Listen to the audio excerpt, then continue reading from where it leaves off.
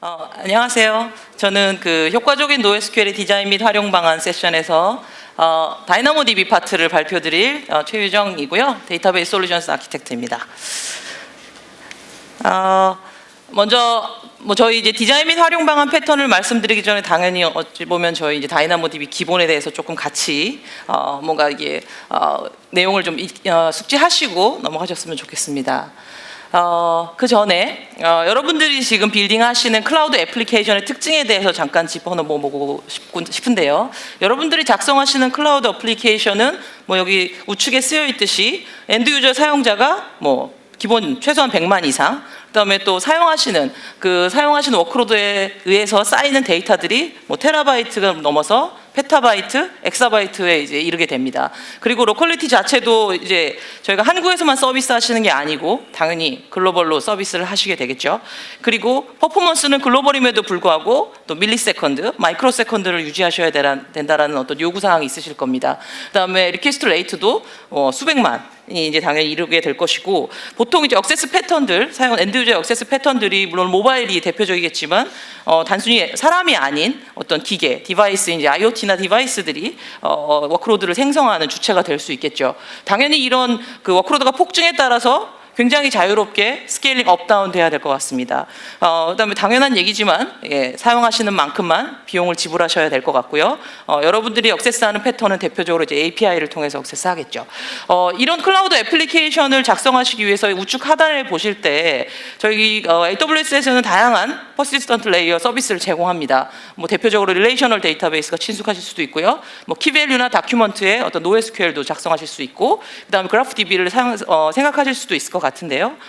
오늘 이 세션에서는 다이나모DB에 대해서 말씀드리고자 합니다. 저희 타이틀에 쓰여 있듯이 규모에 상관없이 빠르고 유연한 완전 관리형 NoSQL 데이터베이스 서비스입니다. 풀리 매니지드라고 되어 있지만 여러분들이 유지 보수하실 포인트는 거의 없다라고 보시면 되고, 그다음에 서벌리스입니다. 그리고 여러분들이 사용하시는 만큼 여러분들이 작성하신 어플리케이션에 들어오는 워크로드에 따라서 오토 스케일링이 가능하고요. 당연히 백업 복구를 지원을 해드리고, 글로벌 비즈니스를 하시기 위해서 글로벌 테이블, 저희가 뭐 뉴피처죠. 글로벌 테이블에 대해서도 저희가 피처를 지원을 해드립니다. 두 번째로는 뭐 매니지드 관점에서 풀리 매니지드 서비스를 강조해 드리지만 당연히 퍼포먼스가 아까 클라우드 애플리케이션의 특징에 말씀드렸듯이 굉장히 레이턴시가 낮은 서비스를 제공해 드려야 되는 거고, 저희 다이나모DB 같은 경우에는 여러분들이 사용하시는 다이나모DB의 볼륨 자체가 커지는 거에 관계없이, 또 처리량, 스루풋이 아무리 늘어나는 거에 관계없이 저희가 빠르고 일관된 성능, 저희가 보통 싱글 디지트 밀리세컨드라고 말씀드리거든요. 일관된 성능을 제공해 드립니다. 그래서 뭐 사실상 무제한 처리량을 저희가 제공해 드리고 또 무제한 용량을 제공해 드린다라고 보시면 됩니다. 마지막으로 당연히 어찌 보면 데이터베이스 입장에서는 시큐어 해야겠죠. 전송 중이나 저장 중에 암호화를 당연히 지원하고요. 이따 차후에 또 설명을 드리겠지만 다이나모DB 테이블 안에 아이템별, 애트리뷰트별 굉장히 세부적으로 액세스 제어를 다 설정하실 수 있습니다. 그다음에 뭐 PCI와 히파 규정을 준수를 하고 있습니다. 그래서 다이나모DB의 주요 개념에 대해서만 간단하게 좀 컨셉을 짚고 가고 싶은데요. 여러분들이 이제 다이나모DB를 쓰기 위해서는 테이블을 생성하시게 됩니다. 생성하실 때 여러분들이 설정하실 부분은 용량에 대한 부분을 설정하시게 되는데요. 초당 쓰기 용량, 초당 읽기 용량, 그 다음에 본인의 워크로드에 따라서 유연하게 스케일링 업다운을 하기 위한 오토 스케일링 를 지정하시게 되고, 그 다음에 이 시점에 인덱스도 지정하실 수 있고요. 또 모니터링 부분도 설정하실 수 있습니다. 테이블을 만드신 후에 실제로 워크로드가 발생하게 되면 여러분들은 이제 아이템들을 인서트하고 업데이트, 딜리트 하시게 될 거고요. 그리고 그 아이템별로는 각각의 다양한 종류와 다양한 개수의 애트리뷰트들을 설정하실 수 있습니다. 그 애트리뷰트들은 데이터 타입이 지원하는 것들은 뭐 스트링, 넘버, 바이너리, 그다음에 스트링 셋과 넘버 셋, 바이너리 셋을 다 지원하고요. 제이슨 포맷도 저희가 제공을 해드립니다.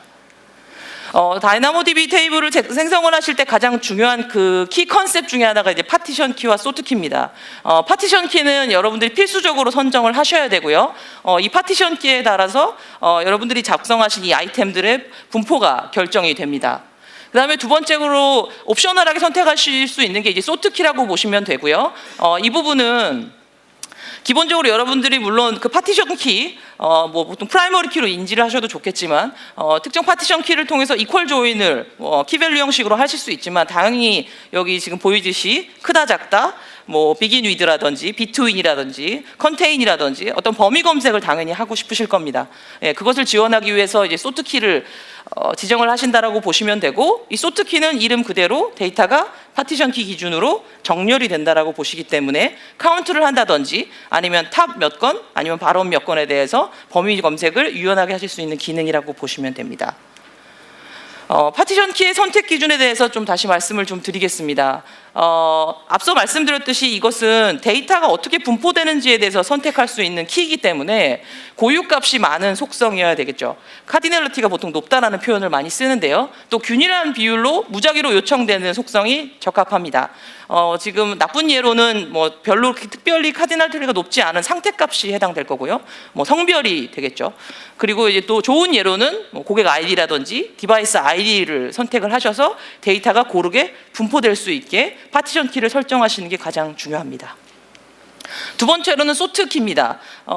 아무리 이제 키밸류로 굉장히 간단하게 액세스를 한다지만 이 전장에서 말씀드렸듯이 소트 키를 사용해서 범위 검색이라든지 다양한 쿼리 패턴을 소화하시기 위해서 이제 소트 키를 선택하시게 되는데요.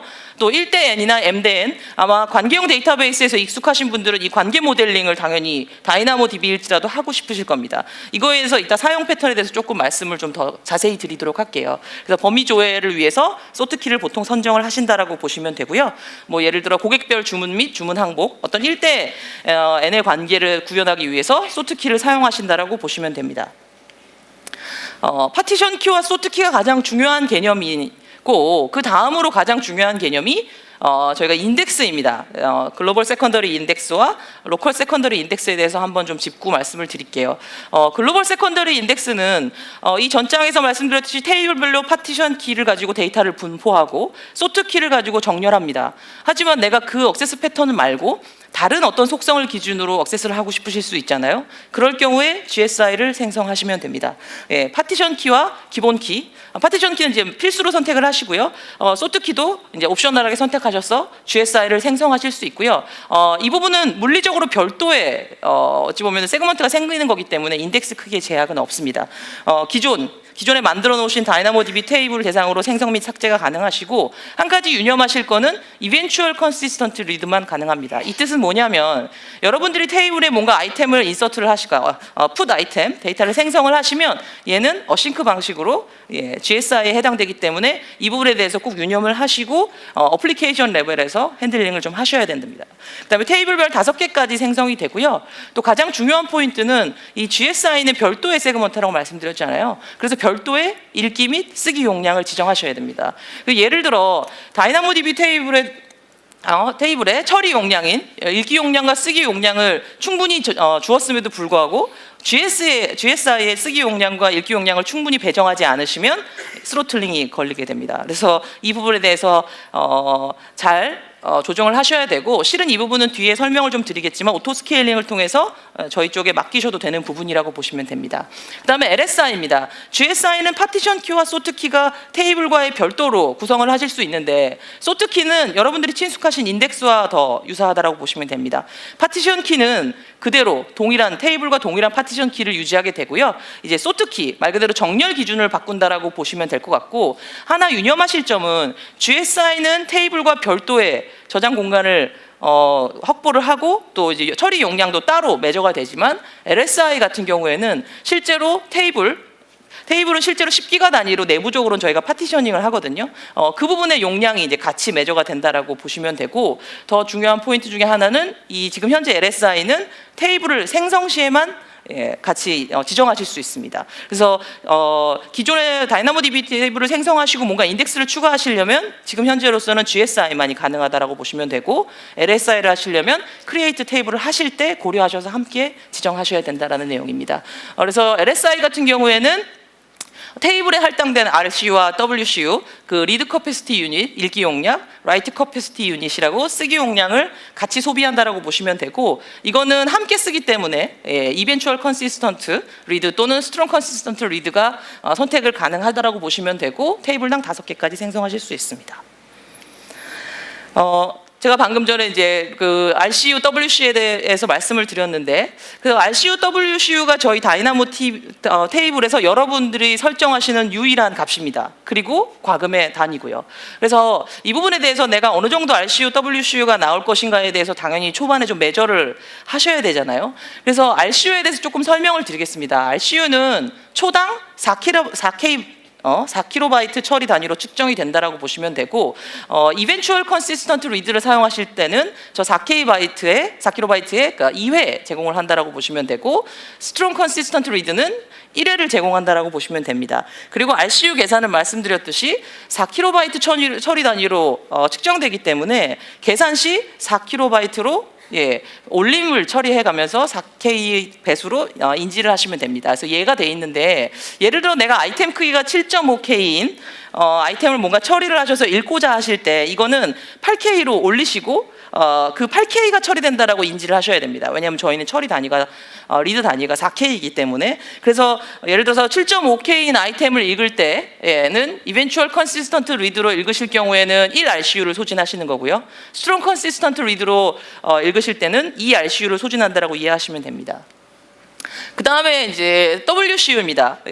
쓰기 용량이고요. WCU는 초당 1KB 처리를 1KB 처리 단위로 측정된다라고 보시면 되고, 이는 RCU와 마찬가지로 1K의 배수로 올림 처리됩니다. 말 그대로 라이트의 단위가 1K라고 인지를 하시면 되거든요. 그래서 예를 들어서 아이템 크기가 1.6K인 항목 하나를 쓸 경우 이제 2K로 올림하셔서 그럼 EWCU를 소진하겠구나라고 인지를 하시면 됩니다.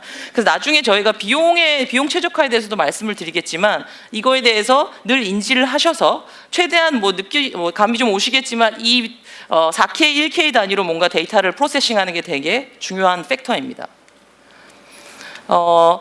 다이나모DB 테이블에 대해서 저희가 릴레이셔널 관련된 이제 1대-M이나 M-N도 처리할 수 있다라고 말씀을 드렸는데, 다이나모DB 테이블을 쓰실 때 고려하실 이 스텝에 대해서 조금 설명을 드리겠습니다. 일단 먼저 유즈 케이스에 대해서 좀 이해를 하셔야겠죠. 여러분들이 사용하고자 하는 데이터 성격이 OLTP인지 OLAP인지, 아니면 풀텍스트 검색을 위해서 다이나모DB를 사용하시는지, 또 엔티티 간의 관계, 또 동시 접속 패턴, 처리량이나 동시 접속자 수도 당연히 고민하셔야겠죠. 또 시계열 데이터인가, 또 아니면 데이터 보관 기간 등도 고민을 하셔야 되고요. 그 다음에 액세스 패턴을 정의하셔야 됩니다.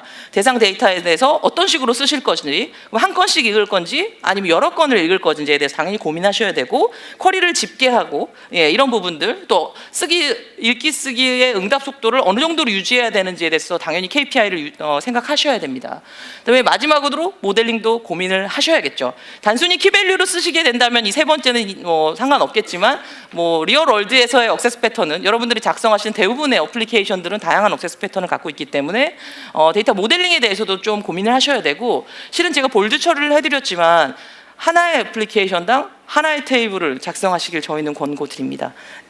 그리고 프라이머리 키라고 되어 있는데, 그리고 파티션 키와 소트 키를 통해서 어떻게 프라이머리 키를 잘 작성하시고 선언하실까에 대해서 늘 고민하시기를 권해드리고요. 그다음에 LSI와 GSI를 통해서 얼만큼 더 풍부하게 다양한 액세스 패턴을 처리하실 수 있는지에 대해서 고민하시길 바라고, 이 과정은 계속 빌딩하시면서 리뷰하시고 리피트하시길 권해드립니다. 오늘 시간 관계상 많은 얘기를 못 드리지만, 실은 이 내용의 자세한 내용에 대해서 여기 링크를 제가 넣어드렸는데, 작년 리 이벤트 때 이 다이나모DB 관련돼서 어드밴스드 액세스 패턴에 대한 저희가 워크숍들이 있었고요. 그거에 대해서 슬라이드 쉐어를 가시면 다양한 내용을 더 들으실 수 있습니다. 그 다음에 조회에 대해서 조금 설명을 드리고 싶습니다. 기본적으로 다이나모DB 테이블에 데이터를 넣고 그 다음에 이제 조회를 하셔야 되잖아요. 조회하는 것은 크게 세 가지가 있습니다. get 방식이 있고요, 쿼리가 있고 스캔이 있다라고 보시면 되고요. 지금 이제 최상단에 다이나모DB 테이블이 있다라고 보시면 되고, 좌측에 보시면은 실제로 이제 조회를 한다는 것은 이제 get과 쿼리가 있을 수 있고요. 기본적으로 eventual consistency와 strong consistency에 대해서 여러분들은 취사 선택하실 수 있습니다. 쿼리별로, 또 get별로. 그래서 지금 보시면 파티션 키를 좌측에 보시면 파티션 키를 조회하시면 말 그대로 여러분들이 지정한 파티션 키에 이퀄 조회를 하시는 거고, 소트 키를 조회하시는 거는 범위 검색을 가능하게 해준다고 말씀을 드렸고요. 이것들은 다 테이블 용량을, 그러니까 그 RCU를 소비하게 됩니다. 그 다음에 이제 LSI를 조회하시게 되면 LSI도 말씀드렸듯이 테이블에 RCU를 소배하게 됩니다. 그래서 LSI의 그 예를 보시면 기본적으로 테이블에 파티션 키를 이퀄 조인하고 그 다음에 LSI의 소트 키를 가지고 억세스한다라고 보시면 됩니다. 그 다음에 GSI는 테이블에 파티션 키와 소트 키와 별도인 파티션 키와 소트 키를 지정을 하고 해당되는 억세스 패턴을 처리한다라고 말씀드렸잖아요. 이 부분은 GSI의 PK, GSI와 소트 키를 이제 억세스하고 이는 별도 용량, GSI의 RCU와 WCU를 소비한다라고 이해하시면 되고요. 그다음에 스캔 방식이 있습니다. 스캔 방식은 말 그대로 쉽게 쭉 데이터를 처음부터 끝까지 전체를 읽는 거라고 보시면 되고, 결국에 여러분들이 원하는 그 필터 조건을 걸어서 전체를 읽은 후에 여러 이제 조건에 충족된 것을 이제 필터링해서 여러분들이 값을 겟한다라고 보시면 되고, 실은 스캔도 스캔이 있고 속도를 빠르기 위한 패러렐 스캔 방식이 있습니다. 실은 패러렐 스캔 방식을 이용하기 위해서 뭐 여기 간단하게 멘트를 좀 넣어드렸지만, 세그먼트와 토탈 세그먼트 파라미터를 놔서 기본적으로 워커들을 개수를 선택해서 최대한 패러렐리즘을 올려서 성능을 개선한다라고 보시면 되고, 실은 이걸 할 때는 약간 RCU에 대해서 조금 유의를 하셔야 되고, 마지막으로 설명드릴 것은 기본적으로 데이터를 리턴하는 최소 단위는 1MB라고 보시면 됩니다. 그래서 1MB가 넘게 되면 기본적으로 1MB를 먼저 이제 클라이언트에 리턴하고 그 다음 데이터에 대해서 순차적으로 리턴한다라고 보시면 됩니다. 여기까지가 이제 기본 개념이고요. 실은 이제 오늘 내용은 거의 이제 300레벨 정도라고 보시면 됩니다. 뭐 잘 아시겠지만 다이나모DB에 대한 다양한 내용이나 세션들은 이미 기존에 저희가 많은 다른 이전 서밋이나 웨비나를 통해서 많이 설명을 드렸으니까 그 부분에 대해서 좀 참조를 하시면 좋을 것 같고요. 바로 그래서 사용 사례별 가이드를 좀 설명을 드리겠습니다. 다이나모DB를 이제 쓰다 보시면 뭐 단순히 이제 키밸류에 대해서 데이터를 풋하고 겟하고 쿼리하고 스캔하는 거는 인지를 했는데 집계 쿼리를 뭔가 처리하고 싶으시는 욕심이 있으실 것 같습니다. 예를 들어 이거 같은 경우에 이제 음악 라이브러리를 운영하는 사례인데요. 기본적으로 월별 가장 많이 다운로드된 노래를 근실 시간으로 계속 조회를 하고 싶다라고 하셨을 때, 지금 이 다이나모DB 테이블의 그 뮤직 라이브러리 테이블을 보시면 이제 프라이머리 키를 파티션 키로는 이제 어떤 음악의 송의 아이디고, 소트 키를 지금 보시면 다양하게 지정을 하실 수 있습니다. 다양하게 지정하셨고, 실제로 특정 노래가 다운로드 시 다이나모DB 스트림과 람다를 통해서 특정 노래가 다운로드 되면서 아이템이 하나 들어갈 때마다 지금 저 두 번째 months-2018-01이 보이실 거예요. 예, 저 항목에다가 지금 2018년 01월에 대해서 이 노래에 대해서 몇 번 다운로드 받았다라고 플러스 업데이트를 해주시는 겁니다. 예, 그렇게 계속 실시간으로 업데이트를 하시고, 이 타이틀에 쓰여 있듯이 월별 가장 많이 다운로드된 노래를 근실 시간으로 조회하고 싶으시면, 실은 지금 저 두 개 항목에 대해서 지금 빨간 글씨가 보이시겠지만 GSI PK와 GSI 소트 키로 저렇게 지정해서 GSI를 만드십시오.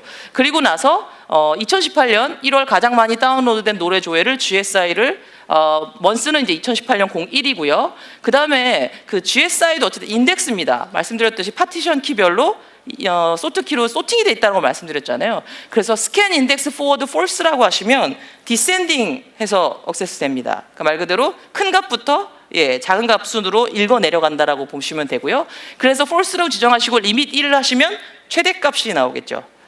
그래서 이렇게 GSI를 세팅을 하시면 지금 2018년 1월에 먼스 토탈, 실제로 가장 많이 다운로드 받은 값의 썸 값이 가장 큰 한 건이 튀어나오게 되고, 그게 무슨 노래인지 조회하실 수 있습니다. 그래서 이거에 대해서 결국 근실 시간으로 집계 쿼리를 조회하기 위해서는 결국에 이거는 딱 한 건 읽는 거잖아요. 그래서 다운로드가 될 때마다 이 테이블의 이 집계 값에 대해서 처리함으로써 어찌 보면 올랩성 쿼리를 굉장히 가벼운 최소한의 비용으로 처리할 수 있다라고 보시면 됩니다. 그 다음에 두 번째로 GSI 오버로딩입니다. GSI는 테이블당 5개로 제한된다라고 말씀을 드렸고요. 항목의 의미에 기반하여 속성값을 오버로딩이라고 되어 있는데, 저 예를 보시면 테이블은 아까 말씀드렸듯이 하나의 애플리케이션, 하나의 테이블을 생성하시는 게 권고값이라고 권고를 드린다고 말씀을 드렸는데, 나는 정말 다양한 패턴으로 이 어떤 직원 테이블을 조회하고 싶으실 수 있잖아요. 이름으로도 하시고 싶고, 어떤 책상의 위치, 뭐 예를 들어서 고용일, 어떤 이제 연봉이라든지 다양한 억세스 패턴으로 조회하고 싶으실 겁니다. 그러면 RDB 같은 경우는 이런 식으로 ERD를 작성을 하셔서 데이터를 넣고 쿼리를 짜시겠죠. 다이나모DB 테이블은 어떻게 구현할까요? 기본적으로 다양한 패턴으로 인플로이 테이블을 조회하고 싶으신 경우에 테이블의 레이아웃은 이렇게 된다라고 보시면 됩니다. 일단 기본적으로 프라이머리 키는 PK와 소트 키로 지정을 하시고, 당연히 이제 PK 파티션 키는 인플로이가 될 거고요. 그다음에 소트 키에 대해서 원하는 속성들을 매핑을 한다라고 보시면 되고, 그 다음에 다른 일부 어트리뷰트 항목에 이제 GSI 소트 키를 매핑을 하고 원하는 데이터를 넣는다라고 보시면 됩니다. 이렇게 보시면 조금 이해가 안 되실 것 같아서 한 번 더 설명을 드리면, 결국에는 테이블 자체는 내가 조회하고자 하는 임직원의 아이디별로 파티션 키를 정하시고, 소트 키는 무의미한 공통 속성의 A라는 이름으로 지정하시고, 속성 값은 항목의 의미에 따라 다르게 그때그때 원하는 액세스 패턴에 따라서 다르게 지정한다라고 보시면 되고요. 그래서 A 속성 기반으로 GSI를 생성하시면 됩니다.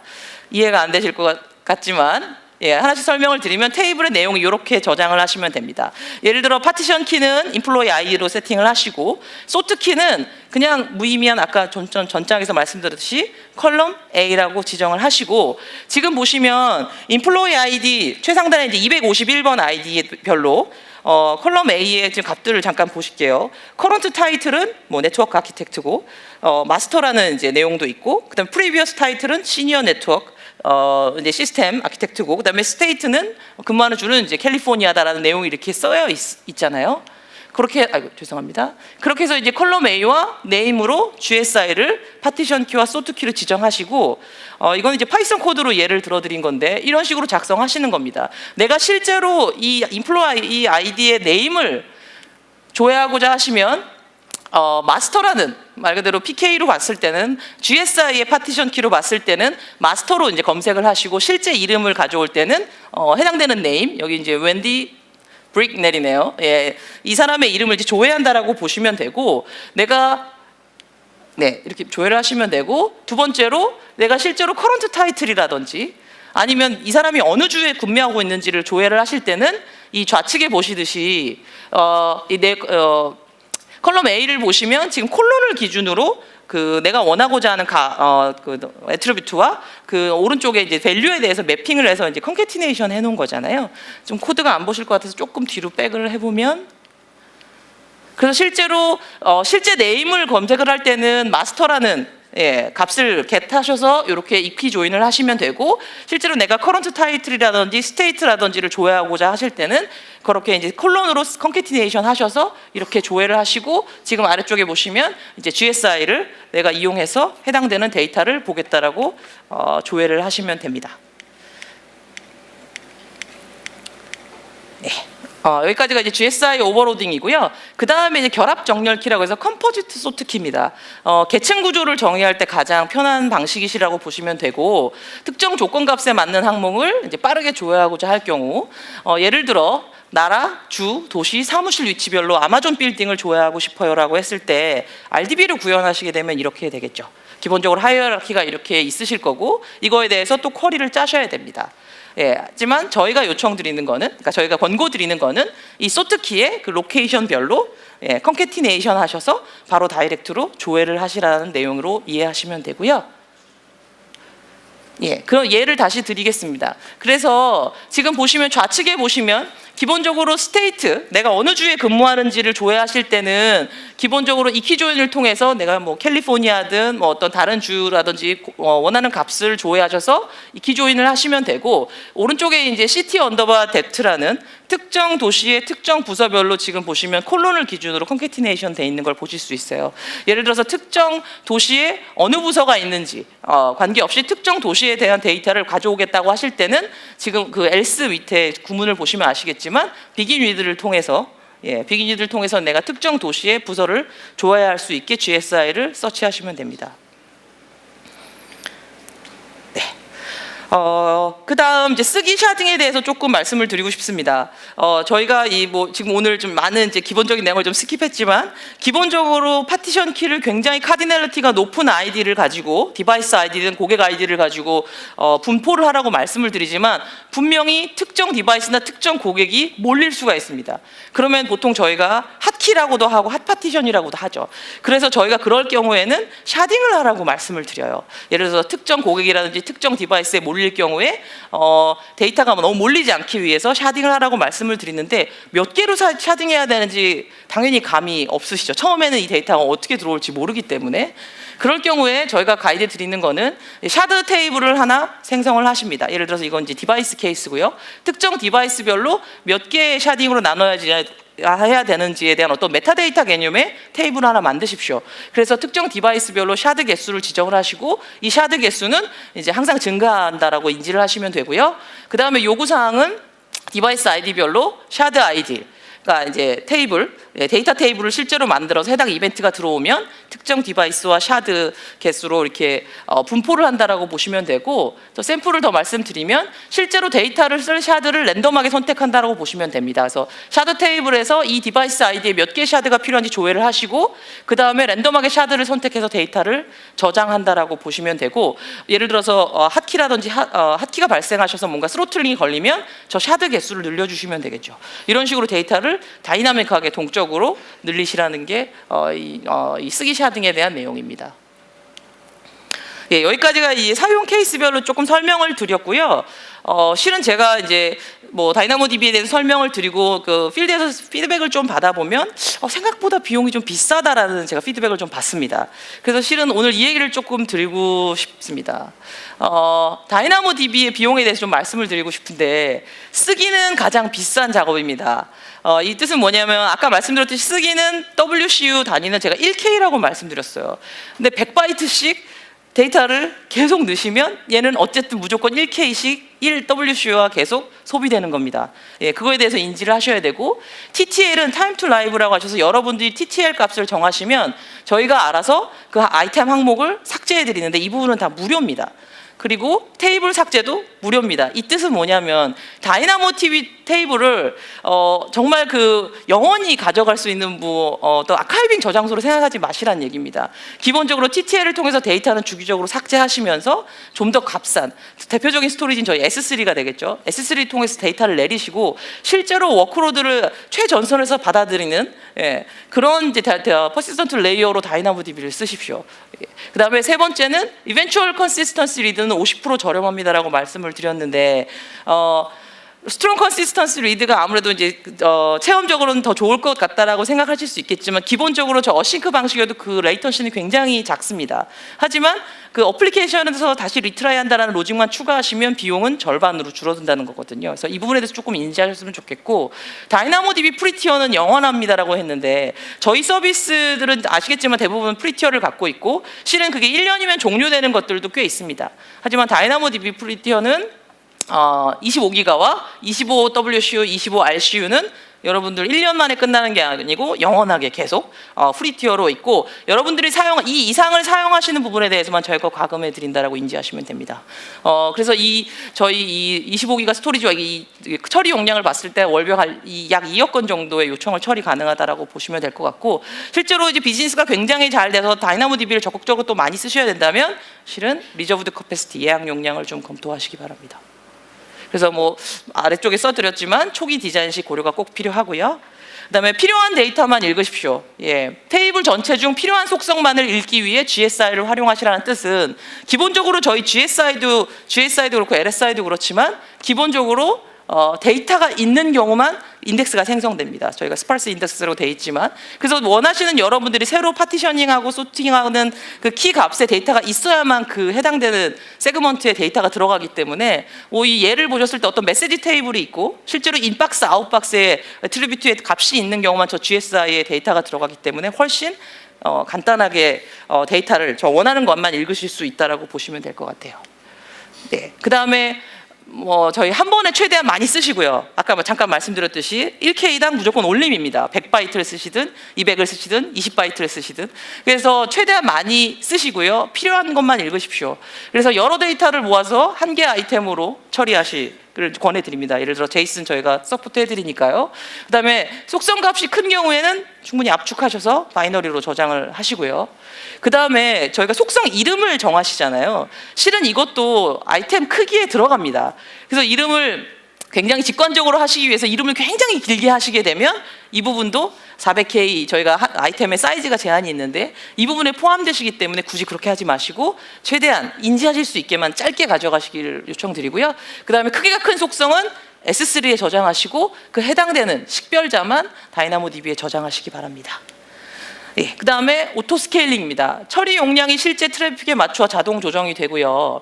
여러분들이 오토 스케일 작성 안 하시고 WCU, RCU를 계산하셔서 특정 값을 프로비저닝 하시면 지금 저 빨간색이 과금되는 정해진 프로비저닝 그 처리 용량입니다. 그리고 이 파란색이 여러분들이 실제 쓰는 워크로드고요. 이렇게 하시면 실제로 사용하시는 거에 대비 굉장히 많은 비용을 발생시키게 되고 과금하셔야 됩니다. 예, 그래서 오토 스케일링을 사용하시면 여러분들의 워크로드에 따라서 다이나모DB 테이블은 그 RCU, WCU를 저희가 스케일 업다운을 자동으로 해드린다고 보시면 되고 지금 오토 스케일링하는 그 지정 화면입니다. 그래서 읽기 용량, 쓰기 용량별로 하실 수 있고요. 지금 그 표라고 되어 있는 게 테이블이라고 보시면 되고 그 아래는 이제 GSI라고 보시면 됩니다. 하단에 보시면 이제 오토 스케일링이 컨디션이라고 보시면 되고 실제로 사용률이 70%일 때는 최소, 최대 어떤 스케일 업다운 할 최소 용량을 지정하실 수 있다고 보시면 되고 실은 이 글로벌 보조 인덱스에 동일한 설정을 적용을 하신다라고 체크를 하시면 이 테이블과 똑같이 함께 오토 스케일링이 된다라고 보시면 됩니다. 그래서 이거를 체크박스를 안 하시면 지금 빨간색 위 상단을 보시듯이 GSI에 대한 용량을 직접 정하셔야 됩니다. 네, 좀 바쁘게 왔는데요. 저 다이나모DB는 말 그대로 서버리스고요. 네. 어드민 하실 것들이 이제 거의 제로라고 보시면 됩니다. 그다음에 당연히 고가용성이고 모든 리전에서 사용 가능하시고요. 그다음에 무제한의 처리량과 무제한의 데이터 사이즈를 저희가 제공해 드린다고 말씀을 드리고 말씀드렸듯이 처리량과 볼륨에 관계없이 일정한 퍼포먼스를 제공해 드린다고 말씀드립니다. 그다음에 람다를 아까 뭐 예 중에 저희가 스트림과 람다를 이용한 예를 말씀드렸듯이 람다와 인티그레이션을 통해 저희 서비스를 얼마든지 다양하게 쓰실 수 있다고 보시면 될 것 같습니다. 네, 감사합니다. 감사합니다. 네, 안녕하십니까. 저는 AWS에서 솔루션스 아키텍처를 맡고 있는 최홍식이라고 합니다. 좀 중간에 사람이 바뀌다 보니까 제목을 좀 선정적으로 지어봤습니다. 저는 캐시를 킹이라고 생각하고요. 제 발표 시간에서는 캐시를 언제 사용하고 어떻게 사용하고 그리고 캐시를 사용하면서 어떻게 사용하면 좀 유용하게 잘 사용할 수 있을까? 어떻게 사용하면 좀 좋을까에 대한 팁들을 좀 말씀드리고자 합니다. 일단 캐시는 왜 사용할까요? 기본적으로 레이턴시를 줄이기 위해서 사용을 합니다. 그래서 기본적으로 여러분들이 많이 보셨던 거는 인메모리 데이터베이스를 사용하시든가 아니면 데이터 그리드 솔루션을 사용하시던가 아니면 뭐 GPU나 가속기 등의 특수한 목적을 가진 하드웨어들을 사용합니다. 하지만 이런 것들의 공통점은 무엇이냐면 새로운 기술 공부를 좀 해야 될 것이 있고 관리는 당연히 필요로 하고 당연히 가격은 비싸게 됩니다. 왜냐하면 특수 용도이기 때문에. 자, 그렇다면 데이터를 좀 줄여봅니다.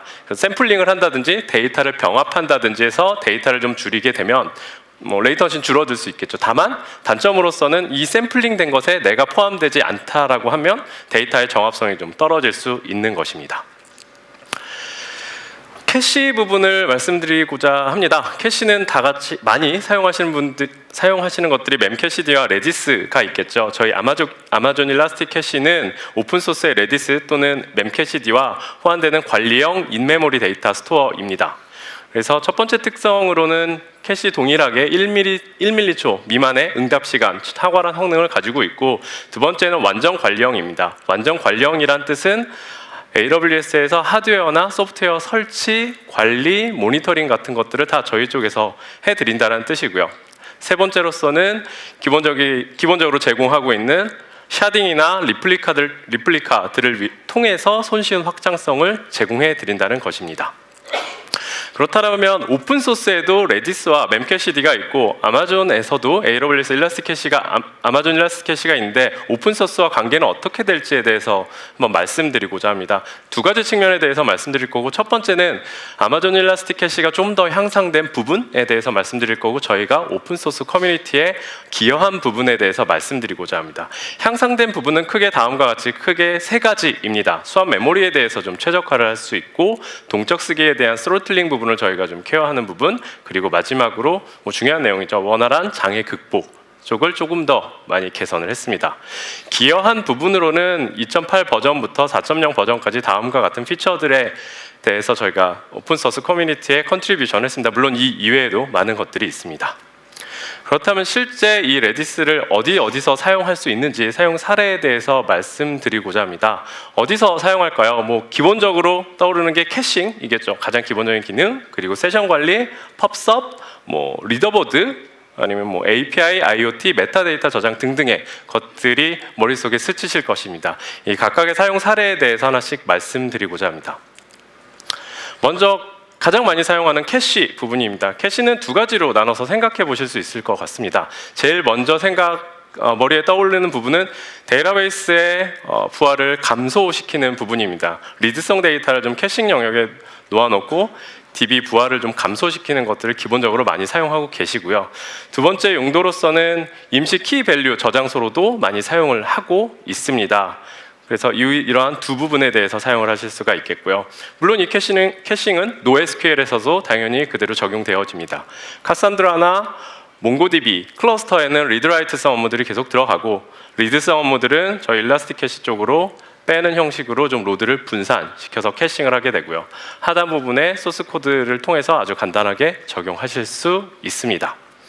캐싱을 사용하시다 보면 또 생각이 나는 것들은 TTL이겠죠.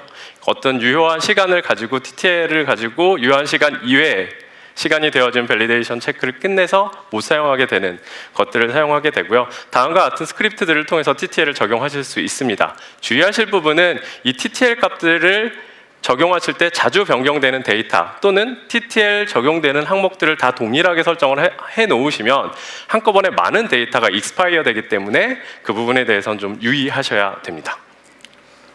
그리고 스트리밍 데이터 처리가 있습니다. 저희 스트리밍 데이터 처리를 위한 서비스는 키네시스가 있죠. 아마존 키네시스가 있고요. 아마존 키네시스 사이에 람다 트리거를 통해서 특정 데이터에 대해서 실시간으로 펍섭을 통해서 데이터를 서브스크립트 쪽으로 날려주는 역할을 하실 수 있습니다. 조금 더 들어가서 펍섭을 통해서 메시지 전달하는 과정입니다. 특정 그룹 간의 채팅을 한다든가 서버 간의 통신, 그리고 단발성 큐들에 대해서 많이 사용을 하고 있고요. 그냥 예제 코드들은 아주 간단하게 서브스크립션 하나 하고 퍼블리시 하나 하면 이 밑에 서브스크립션 해놓은 모든 곳에 이 메시지가 가게 되는 구조입니다. 많이 사용하는 것이죠. 소티드 셋 사용해서 리더보드를 손쉽게 구현하실 수 있습니다. 다음에 데이터들을 에딩을 하시고 리버스 레인지 통해서 실시간으로 순위를 보실 수 있습니다. 또는 특정 순위에 있는 데이터를 뽑아 오실 수 있는 형태가 됩니다. 번외적인 얘기로 소티드 셋을 자동 완성으로 쓰는 방법도 있긴 합니다. 빅데이터에서는 어떻게 쓸까요? 빅데이터는 크게 보면 다음과 같이 4가지 과정이 있습니다. 수집, 처리, 저장, 분석 과정이 있습니다. 이 중에 캐시 쪽은 아무래도 저장 부분에 캐싱 영역으로 사용을 합니다. 임시 저장소 영역으로 많이 사용을 하고 있습니다. IoT는 어떨까요? 또 IoT는 수많은 IoT 디바이스들이 저희 AWS IoT로 들어오게 되고 룰셋들에 의하여 값들이 분기되어지게 됩니다. 그 룰셋 중에 하나는 람다를 트리거해서 센서 스토어 형태로 일라스틱 캐시 레디스를 실제 사용하고 있는 고객들이 있으십니다. 모바일 앱도 한번 살펴보겠습니다. 모바일 앱에서 특정 관심 지역에 대해서 핀을 새로 찍는다고 가정을 해봅니다. 그렇다면 백엔드에는 기존의 관심 지역들이 있을 것이고요. 그것에 대해서 조회를 하고 새로운 관심 지역을 업데이트하는 용도로 가운데 일라스틱 캐시를 사용하고 있습니다. 스로틀링 내용입니다. API 요청에 대해서 스로틀링 처리를 하실 수 있죠. 레이트 리미트라고 불리우기도 합니다. 레이트 리미트를 통해서 하실 수 있고요. 레디스 카운터나 TTL 값을 이용해서 쭉 들어오는 데이터들에 대해서 TTL 값을 적용하고 카운트를 매겨서 특정 카운트 이상이 되어지면 막는 형태로 구현을 하실 수 있고 다음과 같은 코드를 통해서 쉽게 구현을 하실 수 있습니다. 이제 저희 아마존 일라스틱 캐시의 레디스 클러스터에 대해서 말씀드리고자 합니다. 클러스터 모드는 enable하는 것과 disable을 하실 수 있습니다. disable을 한다는 건 그냥 하나로 쓰신다는 것이고요. 버티컬로 스케일을 하실 수 있고 클러스터 모드를 하신다면 호리젠탈로 스케일을 하실 수 있습니다. 그리고 15개까지의 프라이머리와 샤드를 나눠서 사용하실 수 있고 그 결과 더 많은 스토리지 용량을 확보해서 사용하실 수 있습니다. 그러면 하이 어벨리비티와 릴라이빌리티는 이 클러스터를 가지고 어떻게 구축을 하게 될까요? 그래서 일기 가용성을 위해서는 리드 리플리카를 사용을 하고 있고요. 멀티에이지를 통해서 자동 장애 극복을 손쉽게 하실 수 있습니다. 그리고 아까 말씀드린 것처럼 클러스터 모드를 하게 되면 6.1TB까지 쭉 데이터 확장을 하실 수 있게 되고요. 한 개 클러스터는 15개의 샤드까지도 구성을 하실 수 있습니다. 그리고 또 각 샤드들은 최대 5개의 리플리카 노드를 여러 에이지에 걸쳐서 리드 스케일링을 하실 수 있게 됩니다. 라이트 부분은 샤드를 추가하는 형태로 구축을 하시면 됩니다. 클러스터 모드를 한 것과 안 한 것에 대해서 좀 기능적으로 좀 나눠본 표입니다. 그래서 이네이블 된 부분, 디세이블 됐을 때 각각 기능에 대해서 설명을 해 놓은 것들이고요. 일반적으로 레디스와 기본적인 호환은 무엇을 쓰시던 당연히 동일합니다. 다만 클러스터 사이즈는 당연히 차이가 있겠죠. 이네이블을 하게 되면 총 90개의 노드까지 가져가실 수 있는 것이고, 이네이블을 하지 않게 됐을 경우에는 6개의 노드가 최대 노드 수가 되어집니다.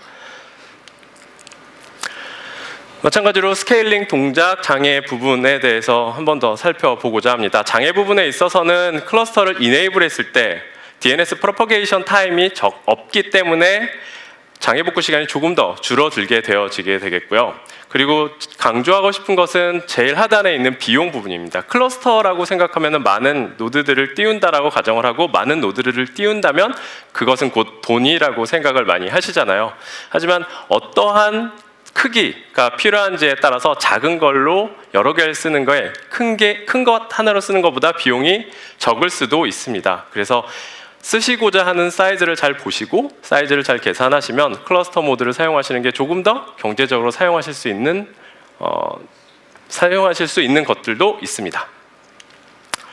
이 레디스 클러스터를 사용할 때 클라이언트 사이드에서 샤딩에 대해서 말씀드리고자 합니다. 클러스터당 16,384개의 해시 슬롯을 가지고 있고요. 클러스터를 쓰기 위해서는 레디스 클러스터용 클라이언트를 따로 사용을 하셔야 합니다. 레디스 클라이언트는 다음과 같이 여러 클라이언트들이 있습니다. 노드.js용이 있고 각각 랭귀지용들이 있는데요. 아마도 가장 많이 화자되고 있고 많이 사용하시고 있는 것은 제디스나 제디스 클러스터일 것입니다. 가장 많이 보편적으로 사용하고 계시죠. 레디스 클러스터에 접속하기 위해서는 제디스 클러스터를 통해서 접속해야 된다는 것을 꼭 알고 계셨으면 하고요. 제가 강조하고 싶은 것은 그 하단부에 있는 레투스입니다. 레투스 같은 경우는 제디스 클러스터보다 조금 더 성능이 좀 더 내부 테스트상 성능이 조금 더 많이 좋게 나온 경우가 있고요. 자체 설명에서도 어드밴스드로 레디스 클라이언트다. 그리고 클러스터 모드고 아니고 다 지원을 하고 있다라고 설명을 하고 있습니다. 레디스 홈페이지에도 자세한 그 예제들이 나와 있으니까 그것을 참조해서 적용해 보시면 좋을 것 같습니다. 이제 리차딩과 스케일 인아웃 부분에 대해서 말씀드리고자 합니다. 다운타임 없이 스케일 인아웃을 할 수 있는 것이 온라인으로 리샤딩 한다는 것인데요. 다음과 같이 간단한 API를 통해서 샤드 개수를, 노드 수를 늘릴 수 있습니다. 다음 코드를 통해서 현재는 3개의 샤드인데 그룹 카운트를 5개로 늘리자라고 API를 런지게 되면 5개로 늘어나게 되겠죠. 그래서 온라인 리샤딩을 하게 되면 기존에 있는 샤드에서 데이터를 좀 뽑아내어서 새로 추가된 샤드들에 균일하게 배포를 해주게 됩니다. 물론 이럴 때 리드라이트 쪽에 대해서 응용 프로그램의 중단은 전혀 없는 상태로 지원됩니다. 반대로 스케일 인이 됐을 때는 기존에 있는 새로 만든 샤드 4번, 5번에 있는 데이터들이 다시 1, 2, 3번으로 다 균일하게 배포가 되어지는 것이고요. 역시 응용 프로그램에는 중단이 없습니다. 그렇다면 이것을 수동으로 API로 하는 게 아니라 저희 클라우드 와치를 통해서 뭔가 트리거를 통해서 자동화하는 방안이 당연히 있겠죠. 그래서 메모리가 클라우드 와치 쪽에서 좀 높아지면 SNS를 통해서 람다를 트리거하게 되고 다음과 같은 스크립트들을 통해서 새로운 샤드들을 넣게 되고 클러스터의 리사이즈를 자동화해서 구현을 하실 수 있습니다. 그래서 총 5개의 샤드로 올라갈 수 있겠고요. 리드 리플리카 역시 샤드가 아니라 리드 리플리카 역시 스케일 아웃, 스케일 인이 되어질 수 있습니다. 다음과 같이 3개의 샤드 클러스터가 있고요. 한 개의 리드 리플리카가 있을 때 리플리카를 추가하게 되면 다음과 같이 각각 에이지 영역에 분산되어서 리플리카를 추가하실 수 있고 반대로 리플리카를 빼실 수 있습니다. 이제 마지막으로 일라스틱 캐시를 사용할 때 좀 유의한 팁이 무엇이 있을까를 좀 생각해 보았고 그 부분에 대해서 공유 드리고자 합니다. 아까 말씀드렸지만 대부분의 저희 모니터링 지표는 클라우드 와치 매트릭을 사용합니다. 클라우드 와치 매트릭을 보실 때 일라스틱 캐시를 사용하면 일라스틱 캐시 부분에 이런 지표들은 좀 자세히 보셨으면 합니다. 먼저 CPU 유틸라이제이션, 그리고 스왑 유세이지, 캐시에 대한 미스냐 히트냐 레이티오를 좀 보시면 좋을 것 같습니다. 주의할 부분은 CPU 유틸라이즈 부분입니다. 멤캐시디는 멀티스레드니까는 전체 CPU에 대해서 90% 유틸라이즈 정도가 넘어가게 되면 좀 주의를 하셔야겠지만 레디스 같은 경우는 아시겠지만 싱글 스레드입니다. 만약에 4 VCP를 사용했다라고 생각을 하신다면 유틸라이즈가 90%를 전체 인스턴스의 90%를 사용하고 있다라고 하면 나누기 4를 해야 실제 레디스에서 사용하고 있는 CPU 유틸라이즈입니다. 그래서 이것이 20%가 넘어가게 되면 많은 사용량이 있다는 것이고 이는 곧 샤딩을 하던 리플리카를 띄우던 뭔가 조치를 스케일 아웃을 해야 된다는 것이고요. 그리고 일라스틱 캐시는 아까 처음 말씀드린 대로 완전 관리형입니다. 완전 관리형이라는 것은 좋은 점도 있지만 나쁜 점은 내가 내 마음대로 많은 파라미터들을 고칠 수 없는 것들이 있다는 것들이죠. 그래서 하단부에 저희 파라미터 그룹에 수정이 가능한 것, 가능하지 않은 것들이 좀 자세히 나와 있긴 한데 몇 가지 부분만 콜아웃 해보면 맥스 클라이언트는 65,000원으로 수정이 불가한 부분이 있고요. 데이터베이스 같은 경우는 3.2.4 버전부터 좀 수정이 가능한 부분이 있습니다. 버전에 따라서도 차이점이 있으니까 그 부분을 한번 꼭 살펴보시고 파라미터를 보시기 바랍니다. 맥스 메모리 폴리시 부분이 있습니다. 다음에 6가지 부분들이 있고요. LRU 가지고 많이 하고 있고 익스파이어 셋 가지고 많이 컨트롤을 하고 있습니다. 뭔가 개발을 했으면 성능에 대한 테스트를 해야겠죠. 그래서 레디스에 대해서 벤치마킹하는 툴이 있습니다. 다음과 같은 신텍스를 사용하실 수 있고요. 다음과 같은 예제를 통해서 레디스 벤치마크를 통해서 레디스에 대한 성능을 여러분들이 측정해서 보실 수 있습니다. 캐시에 대한 팁입니다. 키에 대한 적절한 TTL 설정을 하셔야겠고요. 어플리케이션 요구사항에 따라서 이빅션에 대한 정책을 설정하셔야 됩니다. 그리고 목적에 따라서 클러스터를 좀 분리하시는 게 좋을 것 같습니다. 캐시 클러스터나 큐 스탠드얼론 데이터베이스용 각 용도에 따라서 좀 분리를 하시는 게 좋을 것 같고요. 라이스를 통해서 캐시를 항상 리프레시해서 캐시 유지하시는 게 좋을 것 같고 성능이 저하가 일어난다라고 하면 캐시의 히트율 그리고 미스율이 어느 정도 되는지를 한번 살펴보시기 바랍니다.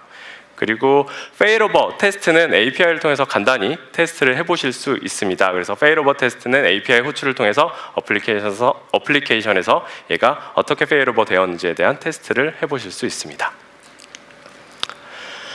클러스터 크기 산정할 때 고려사항입니다. 제일 먼저는 스토리지, 즉 클러스터의 적절한 메모리가 어느 정도인지를 사이징을 하셔야 됩니다. 권장사항은 다음과 같습니다. 필요하신 메모리 사이즈, 그것의 25%는 리저브드 메모리. 그러니까 이 리저브드 메모리는 레디스 자체에는 없지만 아마존 일라스틱 캐시에만 있는 것이고요. 이 리저브드 메모리는 무엇이냐면 레디스를 구동할 때 기본적으로 필요한 메모리 셋입니다. 이 정도 메모리 셋은 가지고 있고 플러스 추가 예비 공간은 선택적으로 하시면 됩니다. 즉 전체 유틸라이즈에서 20에서 25% 정도는 레디스를 구동하기 위한 것은 빼놓고 산정을 하시길 권장드립니다. 그리고 이빅션 정책 TTL 통해서 최적화를 하시고요. R5 인스턴스도 사용하실 수 있습니다. 그래서 가성비를 위해서 메모리 최적화된 인스턴스를 사용하시는 것을 권장드립니다. 성능은 당연히 손실이 있으면 안 되겠죠. 리드 IOPS를 위해선 리플리카를 추가하시고 라이드 IOPS를 위해선 샤드를 추가합니다. 그리고 네트워크 IO를 위해선 인스턴스 타입별로 네트워크 밴드위스를 보장해 주는 것 그리고 어느 정도까지 지원하는 것 이런 것들이 있습니다. 그런 것들을 통해서 인스턴스 사이즈를 좀 조절을 하셨으면 좋겠고요. 벌크성 리라이트는 파이프라인을 사용하시는 것을 권장드립니다. 그리고 클러스터를 분리하는 게 좀 더 좋을 것 같습니다. 뭐 클러스터를 스케일 아웃한다 해도 아무래도 한계성이 부딪힐 때가 있습니다. 그런 경우에 작업 부하를 좀 적합하게 좀 분리하는 것을 권장드립니다. 작업 유형이나 환경을 기반으로 어떻게 분리하는 게 좋을지를 좀 구분하시고요. 당연히 분리가 적으면 적을수록 돈은 적게 들겠지만 적게 들고 많이 분리하면 분리할수록 돈이 더 많이 소요가 되어집니다. 그래서 어떤 게 적절할지 어떻게 나누는 게 적절할지 좀 카테고라이즈를 하는 것을 권장드립니다. 그리고 리차딩 하는 동안 무거운 명령어라든지 아니면 IO가 좀 집중적으로 되어지는 것들, 뭐 예를 들어 키나 S멤버스 같은 것들은 최대한 자제했으면 좋겠고요. 루아 스크립트 같은 경우는 오래 실행된 루아 스크립트는 좀 되도록이면 피하면 좋을 것 같습니다. 리차딩 전에는 당연히 스테이징 환경에서 먼저 테스트를 고려하셔야겠고요. 스케일 문제에 대해서는 알림을 클라우드 와치를 통해서 구현을 해 주십시오. 말씀드렸던 클라우드 와치 매트릭 뿐만 아니라 몇 개를 조금 더 넣었습니다. 다음에 매트릭 값들을 좀 주의해서 보셨으면 좋겠고요. 그리고 당연히 사용 시간이 적은 때에 리차딩을 하는 게 좀 좋고 클라이언트 타임아웃에 대해서 동작 시간도 좀 검토를 꼭 하시기 바랍니다. 왜냐하면 스케일 아웃 되어지기 전까지 좀 홀드되어 있다 한꺼번에 쭉 올라오게 되어지면 아무래도 레이턴시가 더 늘어지는 형상이 있기 때문에 재접속 로직을 좀 작성하시는 게 좋을 것 같습니다. 마지막으로 저희 AWS에서 지원하는 캐싱에 대해서 쭉 나래비를 세워보았습니다. 사용자 단에서 데이터베이스에서 데이터를 가져오는 것까지의 경로입니다. 그래서 사용자는 모바일이나 데스크탑에서 뭐 저희 인터넷을 통해서 들어오게 되고요. 그 앞단에선 저희 라우트 53 DNS 쪽에서 캐싱을 1차적으로 하실 수 있겠고요. 두 번째는 인터넷에서 웹 콘텐츠를 부를 때 뭐 CDN 서비스인 클라우드 프론트에서도 당연히 캐싱을 하실 수 있고 저희 람다 엣지를 통해서도 캐싱을 하실 수 있습니다. 그리고 웹 콘텐츠에서 어플리케이션을 이제 부를 때는 지금까지 설명드렸던 일라스틱 캐시를 통해서 캐시 데이터를 쌓아 놓으시면 될 것 같고요. 마지막으로 어플리케이션에서 데이터베이스를 호출하는 경우들이 많이 있을 것입니다. 마찬가지로 일라스틱 캐시를 사용하실 수 있고 다이나모DB 같은 경우는 닥스가 있습니다. 다이나모DB 액셀러레이터를 통해서 좀 더 캐싱을 통해서 좀 더 빠른 속도들, 즉 레이턴시를 줄일 수 있는 여러 방안들이 있습니다. 좀 빠르게 진행을 해보았습니다. 여기까지 세션을 마치도록 하고 경청해 주셔서 감사합니다.